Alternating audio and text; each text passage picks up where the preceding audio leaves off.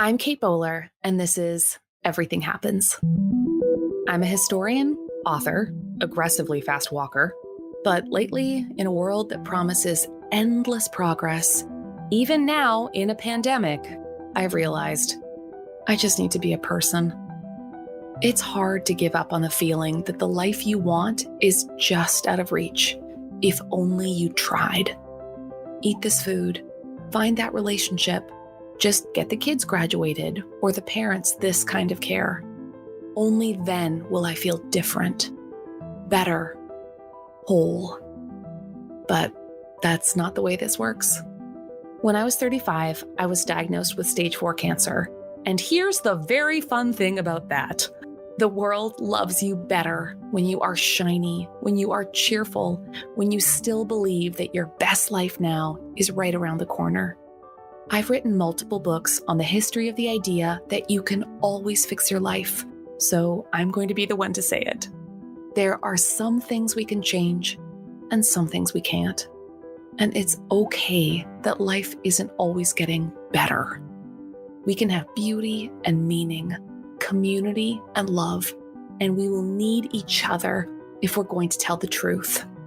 Life is a chronic condition, and there's no cure for being human.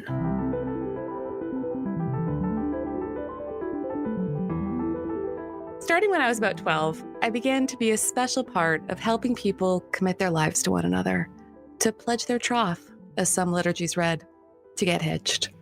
For over a decade, I was the musical act for hundreds of weddings. I was part of a stunning quartet, 2 violins, a viola, and me on cello, called the Amici String Quartet, the Italian word for friends. We wore very tasteful, matching all black outfits of sateen pants and a button-up cotton shirt from the Gap for the service and the reception, though every now and then we busted out the matching sweatshirts that we made with puff paint. And this is how it normally went. I would play Pachelbel's Canon, like the classic bridal anthem that's just like, da, da, da, da, da, da, da, that kind of thing, while the bride came up the aisle. And even though the cello part is exactly 8 notes played 56 times, I kept a very serious and supportive face throughout. And then the bride and groom would stare at each other nervously while the 10 or so members of the wedding party would fidget loudly in their giant matching satin dresses and those paper suits that you can get from that place at the mall. I like to play something sort of jazzy, like Stand By Me for the signing of the registry. But I really, truly proved my value during the vows, when I saw people do some truly horrendous things before God and their fellow man.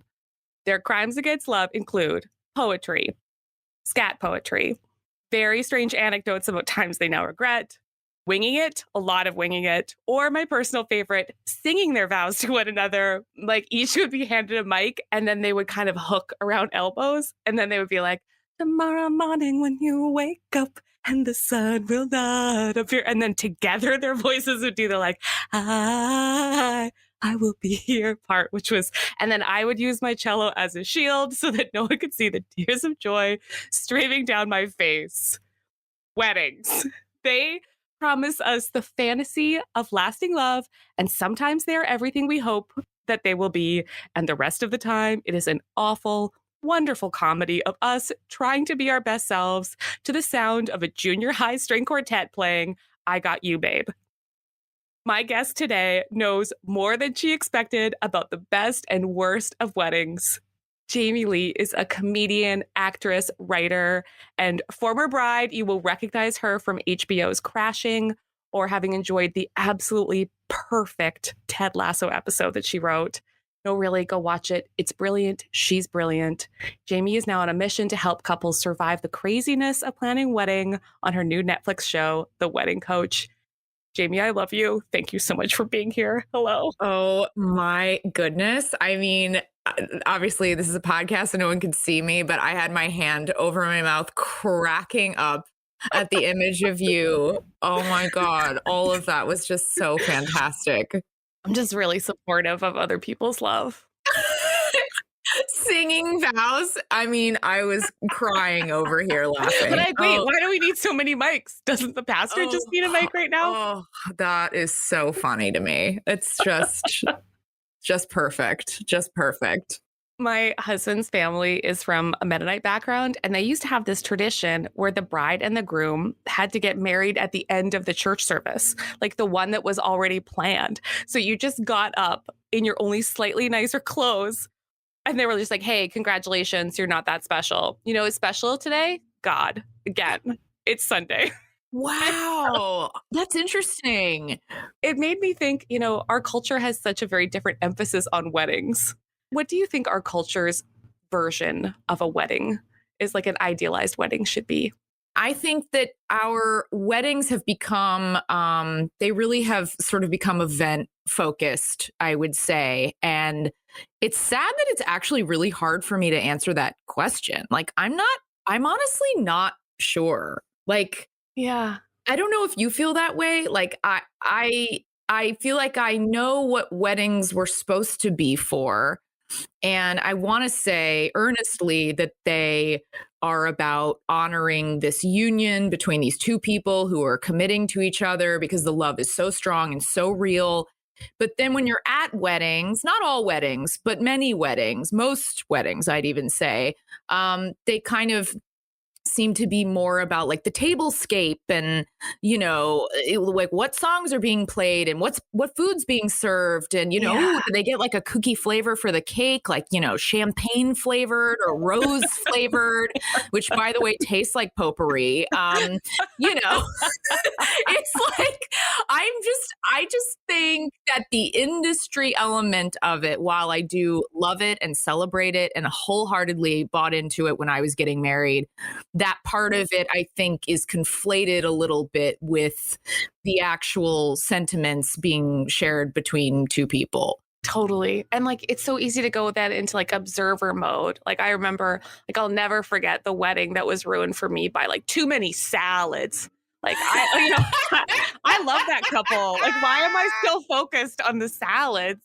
You know? Oh, I totally know that feeling. Well, I also have a theory that with weddings, we place all this emphasis on like, what's going to be served for dinner. But when you're there, you realize you really just need some quantity. You want to know that you're not going hungry while you're sort of trapped in this one location during dinner time for 5 hours. Like, it's almost not about the best chicken or the best, veggie enchiladas. It's like, do you just have a lot of tortilla chips? Like, I just need a lot of chips to hold me over. That's all I need.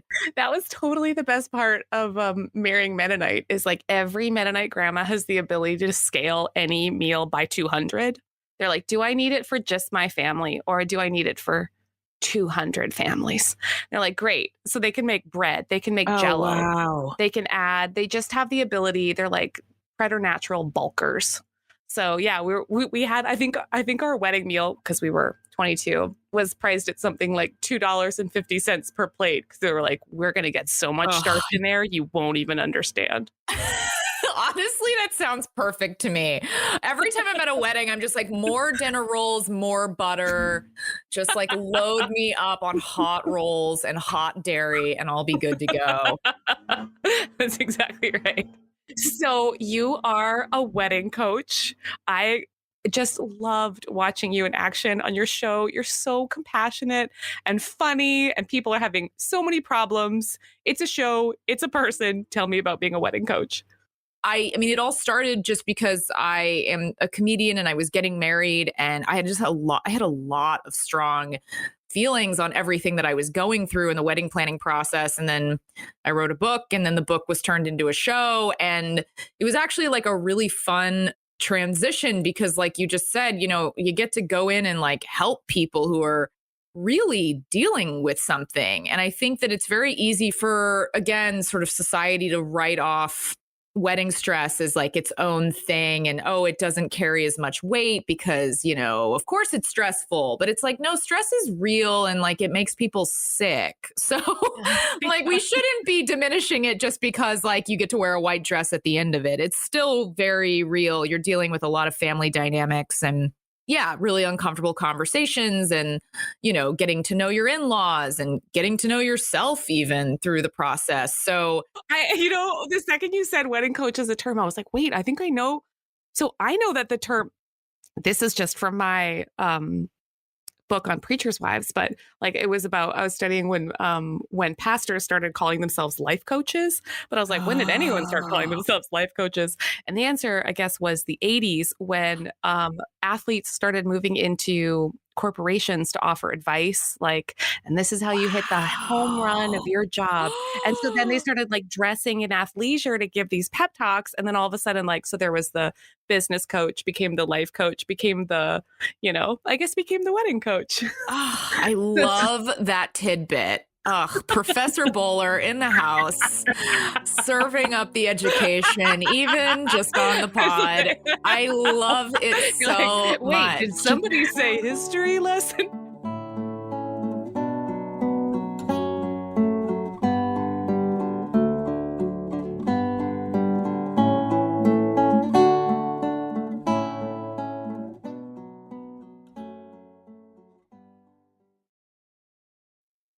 I do think I've had this asked a couple times, like, why would a comedian be the person to help people? But actually, I will say, like, not to toot our own horns, comedians are like inherently very observational. We're very like tuned into people's micro moods. So I actually think we're very equipped for that kind of job. In the category of my favorite things about comedians is because they understand the tragic comedy of life in general, they're always wonderfully inherently vulnerable in some very accessible way, which I love. And then they love the truth. They just love it.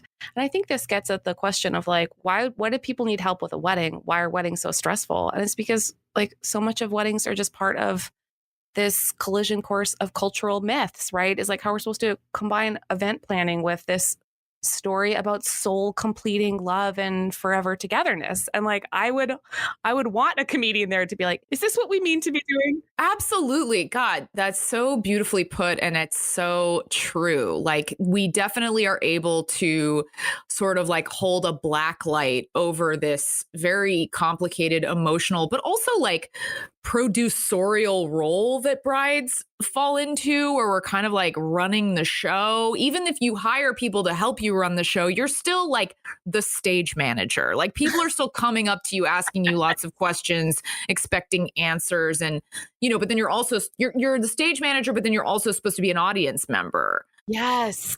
And there's so many cultural stories about like, the end of the movie is the wedding. That's when self-actualization has occurred. She knows herself. And now she's met that person who knows her too. Na-na-na-na. Yeah. And it's like, now the movie can end. And you're like, wait, but in real life, that's the beginning. Like, that's the start of it. That's not the end. That's just scratching the surface. Yeah. Like, the journey has just begun. So I think that also confuses people because they're like, oh, it's this unbelievable high, but then no one has written the narrative about what happens next. That isn't completely doom and gloom, especially like in American television. I feel like, especially when I was growing up, like all of the sitcoms about marriage, like The Wedding was always delightful. The Wedding was always glorious. But then when you had any kind of narrative about marriage, it was always like, ugh, like my annoying husband and my even more annoying wife, and you're just like, oh, okay, that sounds terrible. You guys hate each other. Yeah. I think I had a very, and this is the peak of my life, narrative about weddings.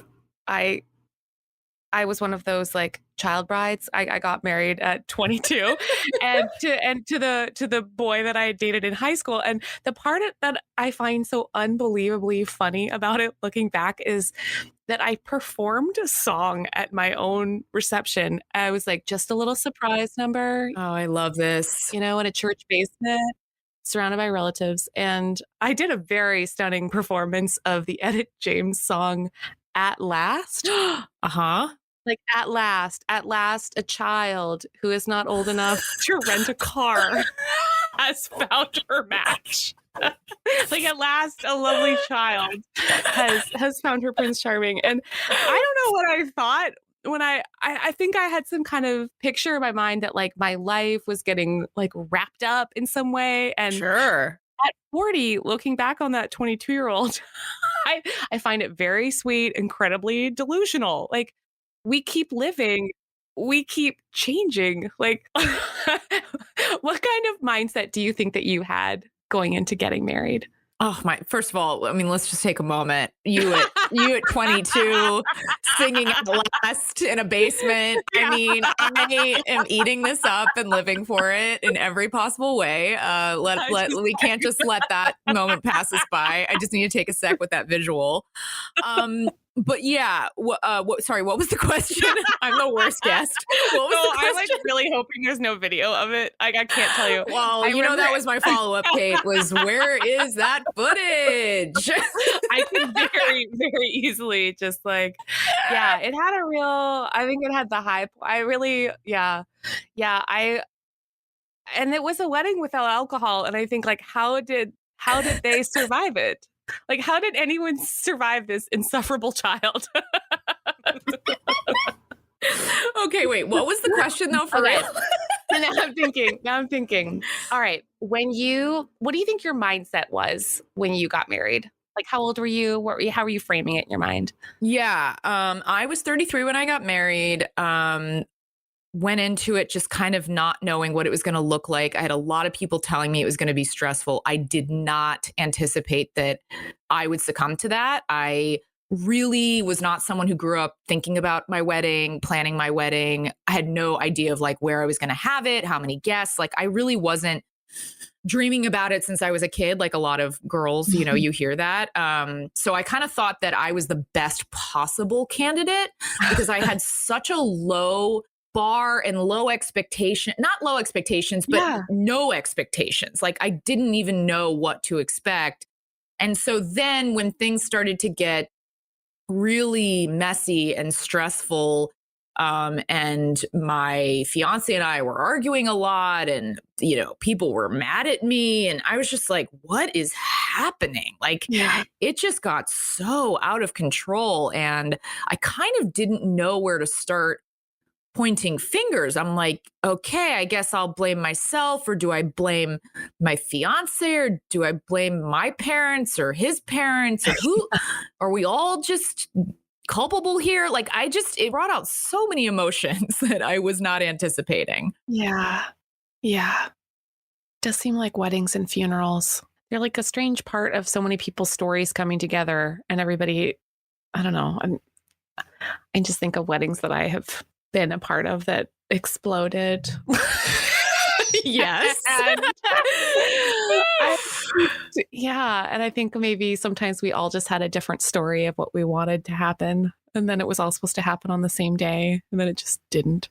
Yeah. I am in a very strange situation now where my husband, we're actually separated, but we also were best friends and like truly respect each other's creative talents in an immense way. So he actually worked on my show when we were still together. He was like my go-to comedy producer, and like so tremendously helpful and hilarious, and like truly couldn't have done it without him.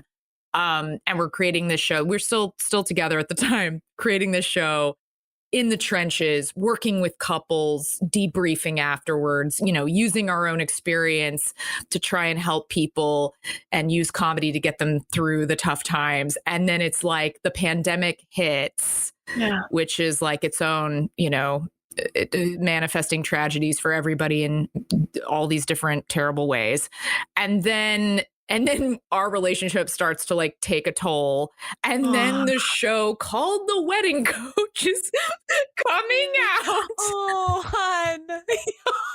I mean, now I'm gonna like potentially be a divorced wedding coach.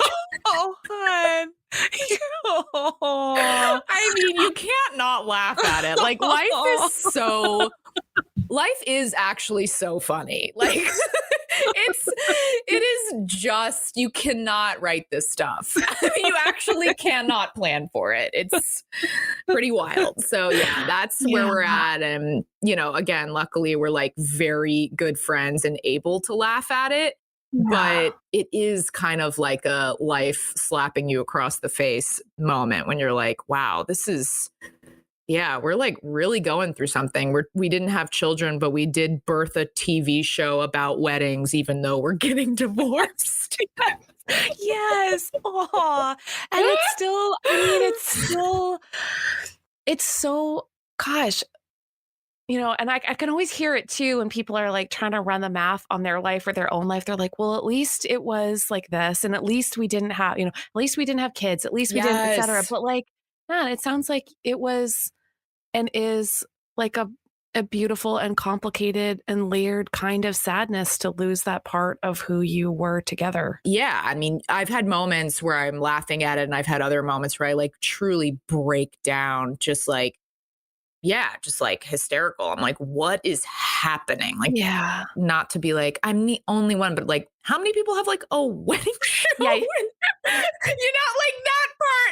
that part is so specific. Yeah. It's just like, it's very specific. And again, thank God, same way I felt when I was writing my book, like, thank God to have an outlet, lucky to have an outlet where I can talk about this kind of thing and have conversations about it, and hopefully destigmatize anything people are insecure about in the space of relationships. And how does it look from the outside, and what are people going to think, and that stuff. I know this podcast deals with a lot of like very unbelievable, beautiful, serious grief.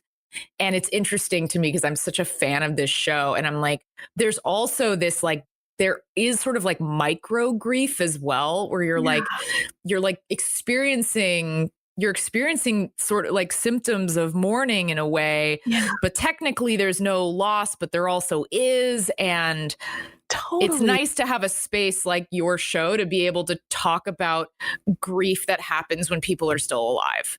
Yes, that's right. And to lower the qualifications for whether people feel like they're allowed to say, like, I'm suffering and I didn't mean for life to turn out this way. And I miss the person that we were together. Like, so many forms of losing people. And you're exactly right. Like, while people are still living, that is a messy kind of love and loss. Yeah. Yeah. And there's also, it's sort of similar to the way you're told you're supposed to feel around weddings. There's almost a little bit like, like you should be feeling great. You should be feeling elated. Everything's great. And then you're like, but why don't I feel great? It's like, there is a little bit of that too with the end of relationships. Like you were saying, people will be like, well, at least you didn't have kids. At least you did, and you're like, yeah, but that doesn't actually fix the feelings you're going through of just like, oh, my friend that I lived with every single day. I mean, we were together for 10 years. It's like that person we don't live together anymore. And we don't get to just like cook a meal together or like sort of like complain about our days. Like that all is just like not there. And again, I think it's like a micro grief of like, change just is a type of grief, I guess. Yeah. I hadn't thought about the like it drives me absolutely insane when people have these like bounce forward better than before. Story. Everything happens even.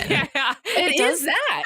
I didn't realize you're right. Like there is a story where you're supposed to be like where there's supposed to be like a victory divorce narrative in which you're supposed to be like, well, and then I learned something and no regrets. And now it's weird, but everything is better and therefore justifies everything I lost. So now I'm using this voice. This is my voice now.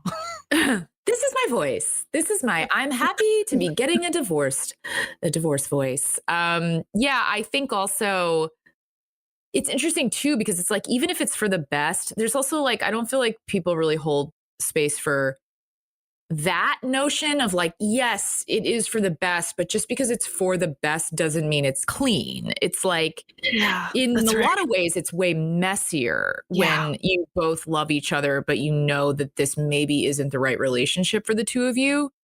That to me is like, I mean, I joke about this, but like, I've said to friends, I'm like, oh, I wish that I like despised him. It's like, obviously I don't wish that, but there is a clean break element to that. And that's like just not the case. It's so much more gray area than that. And that has been a blessing in that we can still like work together and be creative together. And I do think that like the friendship is there and will persevere. But that part of it, I think transitioning from like being partners to like being pals is just, Ugh. it's a tough one. Yeah. Yeah. I can see. It's reminding me of a conversation I had with someone who is an expert in dementia. And they were just saying it's hard to have that kind of love, the love that has to be changed, the love that doesn't get to keep its own self-narration. Like it doesn't get to keep the story, you know? Wow. Like that's hard not to get to keep the story of like, yeah, but this is how we love each other and this is how we were together and this is how we got to sounds like share ideas and then now I have to switch to a different story and this is while you're still there. Yeah. Oh my goodness. Wow. That's profound.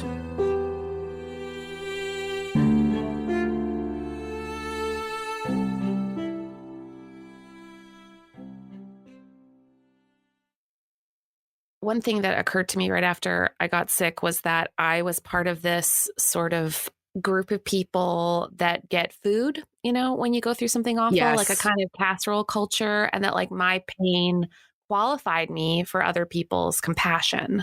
But that maybe like divorce is one of those topics where people might feel like they are entitled to have their evaluation first. Yeah. About whether or not they feel like, did you try hard enough? Do you meet my criteria for forever? Did you follow my spiritual, emotional commitments to what I think marriage should be? Does your story tell the story I need it to tell? And if then you can have, you know, like the stop by and the flowers and the food. Yeah. There's unfortunately no divorce casserole culture. I haven't gotten a single food item homemade out of this, but you know. Yeah, I don't like that. Yeah. In some ways there's like such a weird shame around it too. Cause I think a lot of this is like self-inflicted, but like I also had a lot of ideas of like what marriage means. And like, you know, I don't take it lightly. I'm not someone who was like, I'll get divorced one day. Like I don't have a lot of divorce in my family. So yeah, I think it's also like you feel really lonely in the experience, which is so interesting because it happens to so many people. But then if you start to sort of embrace that narrative, then you're like, oh, maybe I don't value marriage. Like this is so common, you know? This is just what you do. It's like a lot of marriages end in divorce. Like now you're part of that statistic. And it's like, oh, I kind of wanted to be the marriage that lasts statistic. Oh, yeah. You know, like none of us live up to our own ideals. And it's okay to be like sad about that and simultaneously believe that you are like worthy of everybody else's love and compassion and support as you have to totally remake your life at the same time. I kind of wondered if, you know, because we see all these rituals for how people combine their lives, that there might be some nice, you know, like non-triumphalistic, but still fun and joyful. Like, you know, we've got like wedding showers and bachelorette parties and magazines. And like, what if we created more of like also just a divorce support industry? That is so brilliant. Like, I think there's a lot of potential there where people get showers for their new apartment and they get like it would actually be more, I think, sexually appropriate, frankly, to have the party for now you get to go back out into the world as opposed to now here's a stripper. I hope you enjoy your. Oh my goodness. That is such a brilliant point. That is so true. The bachelorette should be for the divorced person. Yes. I mean, sure, keep it for the bride as well. I'm not trying to, you know, dismantle bachelorettes. They're a blast. But like, wow, that's so true. There should be divorced bachelorette and bachelor. Hey, this is a great idea. Now you're out into the world. It's like, welcome back. Let's go to Vegas. This makes more sense now. It does. Yep. If the relationship is amicable, it would be pretty funny to have the two of you host the party and you put like on an urn, you just write like Mr. and Mrs. And it's just like we're saying goodbye to the label. I love that. Maybe we burn our ketubah and then that's the ashes we put in the urn and then we throw that in an ocean. It's kind of fun. It's kind of a fun ritual. Kind of beautiful. It's sort of bizarrely gorgeous. It's darkly wonderful. Yeah. I mean, what you're describing is like divorce is the most common kind of grief. And not common as in basic, just common as in like everyday, real, so frequent, as important as every other thing kind of suffering. And there's so little language to help support people. And there's so few rituals for it. And there's like, I don't know, not a lot of good advice, I think, on how to be a good friend or how to be a good. So I don't know. We were just trying to brainstorm things that might be helpful, things that feel like love. And I actually wanted to get Jessica Ritchie, my producer, to just give you an example of what worked for her because it was kind of fantastic. I would love that. I went through a divorce a few years ago and my house had become just a mausoleum. I was a young mid-20s and I just had wedding photos and engagement photos and I had no idea what to do with them. I couldn't take them down. It felt a little permanent. So one time when I was out of town, my delightful sisters replaced every photo with Grey's Anatomy characters. So then I had a shrine to like McDreamy and McSteamy. And then at my parents' house, where all of our family photos involved like my ex-husband in the picture, they cut out their own head, like my sister's own head, and stuck their head on the picture. So the picture didn't have to come down, but then like there was their smiling face like duplicated. So it was perfect and delightful. And it was like the best way to handle an imperfect situation that I loved. Yeah, and I love the humor around that too. It really feels good to laugh when things are hard. Yeah. You know, there are varying degrees of how to handle the jokes and the levels of the jokes and, you know, what's too far, but jokes are really important. Like they really do heal you, and I do think that what she's saying is like perfect. What are some other things we can think of that feel like love if you're losing your relationship? There is something nice about someone saying congratulations, which I know as I say it now, I'm like, that does sound mocking. Like, oh, congrats on your divorce. But like there is, at least in my case, this is not a decision that came easily to me. If anything, it was truly like years of being like, should I stay? Should I go? Which actually I'm realizing is quite common, that a lot of people are in that position, especially when they really love the person and value them. Yeah. So the decision to go is actually like a very hard one to make. It's not something that you're just like, you know what, I'm done, and you walk out. Like that's in movies. That's not real. It's years and years of deliberation. So I did appreciate people saying congrats, because to me, it wasn't the congrats on us not being together. It was like the congrats on making a choice that was really hard, but ultimately you knew was right. There's something that, I don't know if bravery is the right word. It feels a little heavy-handed, but I do feel like there was a slight acknowledgement of bravery, which I wasn't acknowledging for myself. So to have friends acknowledge it was like just really felt very loving. Oh, that's good. You are brilliant and talented and unbelievably soft-hearted. And I love watching you work. Thank you so much for having this conversation with me and for being so vulnerable about the beautiful imperfection of loving people. Thank you for having me. It was truly like the best to be here. So thank you.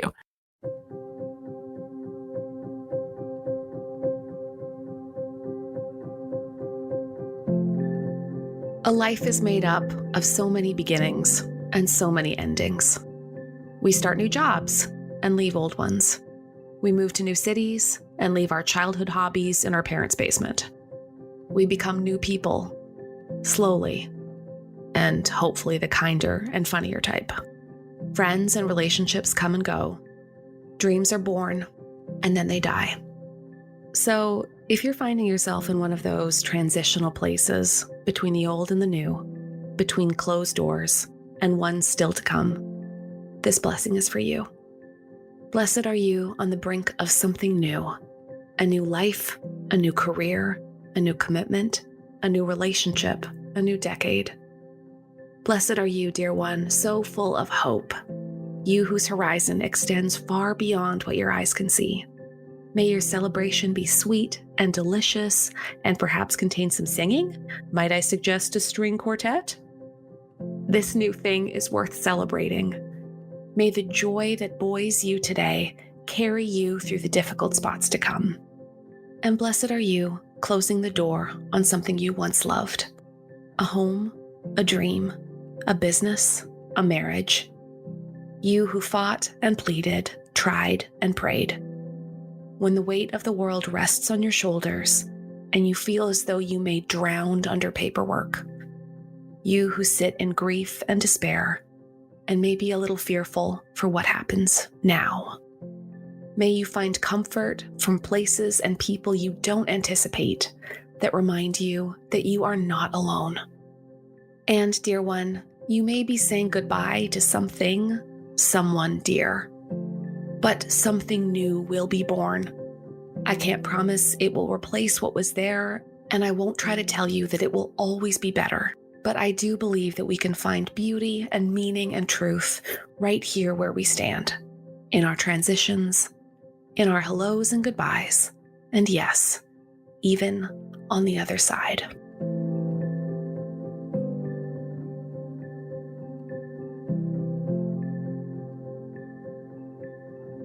Don't miss an episode. Be sure to subscribe to Everything Happens wherever you listen to podcasts. And I would love to hear from you. Find me online at Kate C. Bowler or at katebowler.com. Today's episode was made possible by our partners, Lilly Endowment, the Duke Endowment, and Duke Divinity School, who support our Faith in Media project. We are so grateful for their generosity and investment in what we do.